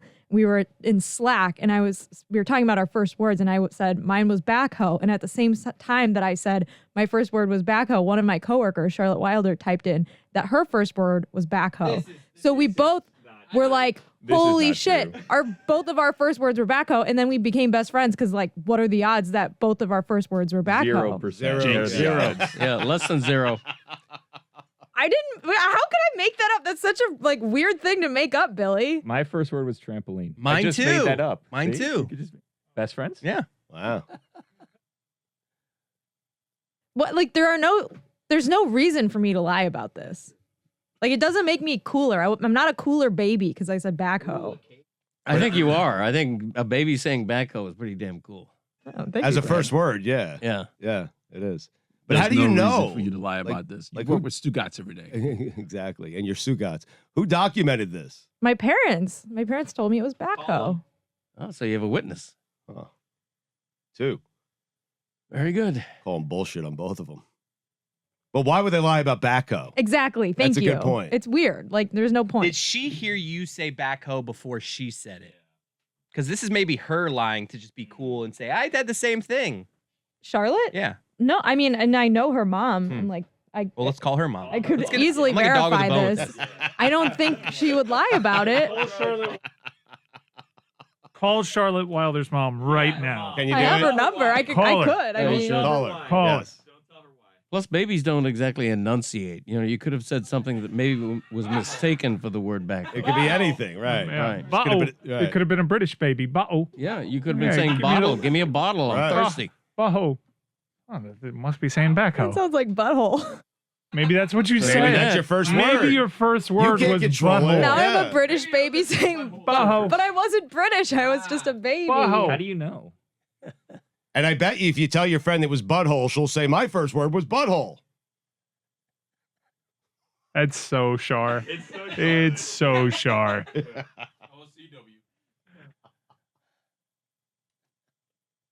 Couple of buttholes.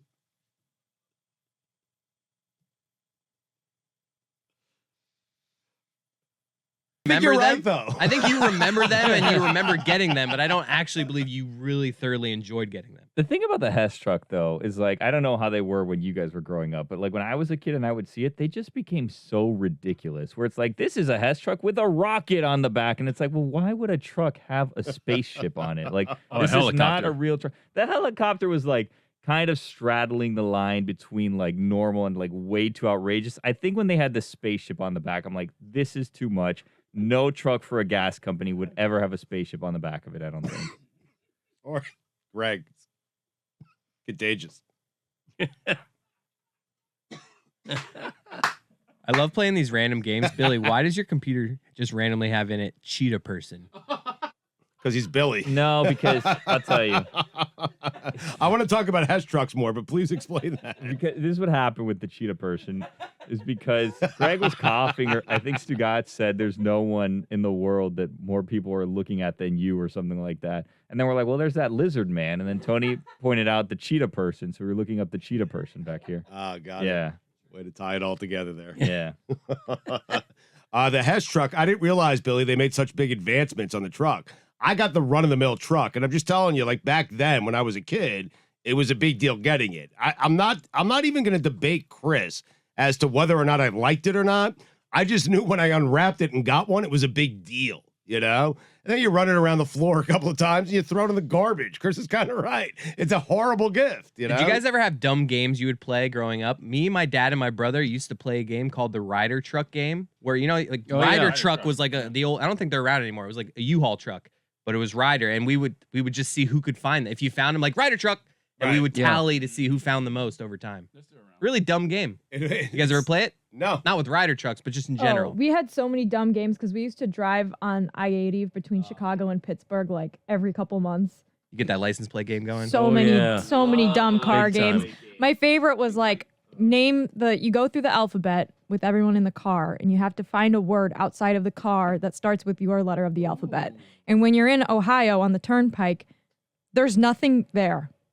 There is nothing. There's grass, there's like trees, there's cattle sometimes, but like the view doesn't change for like 200 miles. It is brutally boring. So you have to find like creative words for what you're looking at.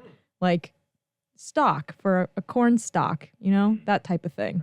That kind of thing. The game I played, I'm wondering, did you guys play this game? Because the game I played on road trips was like you would say a city, a state, any geography. So you would say Ohio, and then you had to take the last letter of Ohio, and you threw out Ontario. And then Ontario would be another O. Like, you guys ever play that game? Is this... I used to play that with baseball players, like Kurt Abbott, and then you have to say someone that's Tommy John. A. Right. What? Right. Yeah. Well, If you say Kurt Abbott, you have to say someone that's name starts with A. Oh. And if I hit you with like Alex Arias, now you have to hit me with an AA. Why'd like you- Alfredo Amezaga. Why'd you think the answer was Yeah, Tommy why was John Tommy there? John? because with geography, you take the last letter of the place you named. So if I say Ohio, then the next city or, next place, location Yeah. has to start with an O. But Kurt Abbott. Oh, Tommy John with a T. I thought he was ending with a Yeah. T. Yes. Smetty I got it. Right. But I like Chris's game better. If I say Alex Arias, now you have to come up with a double A. Alfredo Amezaga. No, Yeah, you you said that Why right. does it have to be a double A, can't be a though? double A. That's too hard, Then man. everybody Albert is double Almora. A. No, I'm saying that's how you get people on a strike. The game is once you get 3 strikes, you're out. And if I hit you with Darren Dalton and you don't have a DD, strike 1 for you. Oh, wow. That's Okay. too much work. So there's strategy involved. I That's don't want it. to think that hard. Why do you Right. need to do DD? Because Darren Dalton is He takes DD. the first The letter only from time the you have first to do name, both first from the last. is when you get a double. Wait, No, but but then you get in a you double always loop. get doubles. When you're in a loop. Well, no, but once someone misses, you restart with like a new one, a fresh one. Derek Dietrich. Boom. Boom. Stugotz doesn't get a strike. How But then you about got to that? do a third double Dave D. Dombrowski. And then Does somebody. that count? Dave Dombrowski. Well, he's not a player, Wow. though. I'm just Wow. saying, like, I will give it to you for the, Don Drysdale. Wow. Yeah, the game- More see, all of a double sudden Ds it's than you back to me. thought, huh? That's vintage. Wow, amazing. Donald Driver. Different sport. Oh, man. It's too bad. That's a strike for you. Okay. All right, I'll start. Darren Dreifert. Oh, man. Is that a Dodger middle reliever? I See, it's a think fun He was game. a starting pitcher, I believe. Donald Duck. Wow. DDA Drogba? Okay, you guys heard. I like what we're doing though. We're Oh, trying. Dallas Right. page. Ooh, doing this triple D. right? Wow. No, it's a 2 D's and a P. That's a Oh, show. Yeah, DDP. DDP. That's a fine. It is. DDP. Yeah. $5. Love this game. Yeah. What's the most serious crime you think you guys could solve? Tony thinks he can solve a murder. I'm not convinced. Do I see the murder happen? No. You have to solve Wait, it. then you wouldn't. Then you're a witness. Then I could solve it. Is my point. What? If I saw the murder, Well, he knows who did it. Then I right? know. then he did it. solved the crime. yeah. Correct. It makes it easier, the whole game. The whole crime solving game becomes easier when you witness the crime. Yeah, in this scenario, you're not witnessing the crime, Chris. Yeah. Tony, why are you saying you could solve a murder? So Billy asked me this earlier when we were on break, and he's like, "What's the highest crime that you think you could solve?" And I think I said murder because I think I'm really good at clue finding, right? And murder's in You're the good at the details. game clue. That, Uh-huh. but also real life clues, right? Context clues, reading the room, that kind of stuff. Yeah. So I feel like if I can walk into somewhere, let's say there was a murder that happened in that studio, I feel like I can walk in there, kind of scope around, see what's left. Maybe there's a mask. Ooh, maybe there's DNA there. Something's Let's check. askew. There's a water bottle. I can get some DNA off of that. Maybe Check there's prints. some blood, Get some prints. prints. It's a lot of stuff I can look for. Just saying words. I mean, that's all stuff that we need, right? The thing, though, with fingerprints, right? How do you know what fingerprints are necessary and which ones aren't? The movie's starting in here. What happened? What happened? Are you asking how do you know which prints or what happened? What are you asking? That's a fine, Tony. I'm sorry. You just started playing the soundtrack from like Inception or something while I we were have no talking. idea what happened. I've never. Okay, so But you could solve a murder. Let's solve the crime of that. Yeah. You touched a watch or something? wow, What happened? okay, hold on. Let's wait a second. We have an actual situation that just happened here. You don't know why your phone rang. My phone was across the room. All of a sudden, it's playing Dumbledore's. Hold on, I gotta see what happened here. Wait, it's the song from the sixth Harry Potter movie. I knew it sounded familiar. Did Okay. you touch your Apple Watch? Was there a Siri situation here? Dumbledore's Farewell We have a crime here, friends. by Nicholas Hooper. How did Tony's phone ring? Look, I have Jess next to me. Look at what's on my Apple Watch. It's the I feel like I'm doing a Penn and Teller routine. Tell me what's in my hand. well. What does this card say? It's the Dan Levitard with Stugotz feed on my Apple Watch. So make sure to rate, subscribe, review, and follow, and all that good stuff. Attaboy. But the complete Harry Potter film music collection just popped up on my phone, and it started playing. And I didn't touch my phone. I do. I need to solve that. Maybe did I say something that triggered it? That triggered it? You guys think? Is Dumbledore's Farewell in your music library? I've never seen a second of Harry Potter. Now It's a sign. things are not Really? starting It's a to- sign. They're unraveling, Yeah, Billy. this is it. But do you like the song? You could still No. like soundtrack I've it. never. I didn't even know. I don't know who Dumbledore is. How I would have it no start? idea. I don't. Sounds You've like a now sad gone song. from like the person solving the crime to a suspect. I think. Yeah. Am I a suspect in my own crime? Yeah. Yes. Yes. Yes. Now you don't want to solve it. You have Where an was it alibi? playing? Throw the book at yourself. It was playing on Apple Music. Hmm. Do you use Apple Music? I do religiously. When's the last time you used Apple Music? Today. I'm on to you. Today. Unlock your phone. Let's investigate this. Let me see your text message. So this. I mean, I don't know. This is where it came from. You're a real sleuth, Chris. Like, I don't know. Do you have voice activated Siri? Like when you say Siri, blah blah blah. On my she'll on do my something? watch, unfortunately. But you guys never heard me say anything Harry Potter related. I don't talk about Harry Potter ever because I have never seen it. So you say. Huh. Was there something that sounded like the word Dumbledore?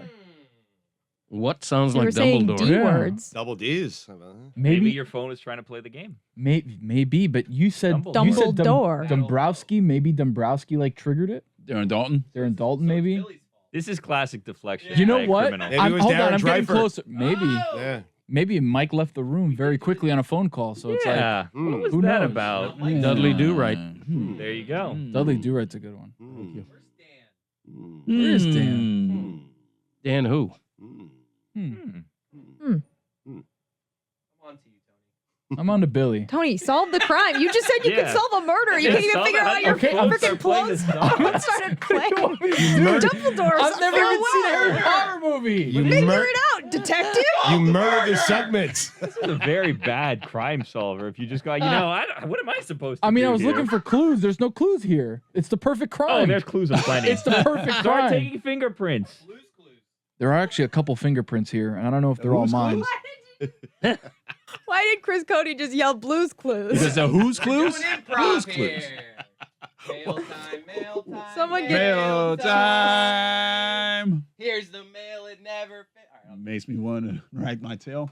Yeah. What were you doing? What were you summoning up there when you said we were doing improv here? I said Blue's Clues, man. We're talking about clues. That's what I think of. You say clues, I think of Blue's Clues. Right. Because you're a kid?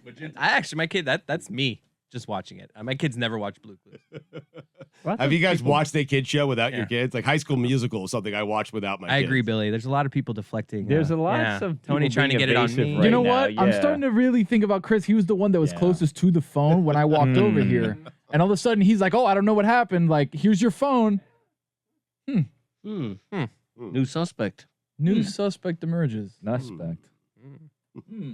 Wow. All right, we're gonna get lunch now or what? Yeah, Forget about this crime. We'll pick it up with the next one. Yeah. Yeah, I gotta get some lunch. I'm hungry. All right, good. What a glorious fucking whatever it was. We're doing improv here. Right?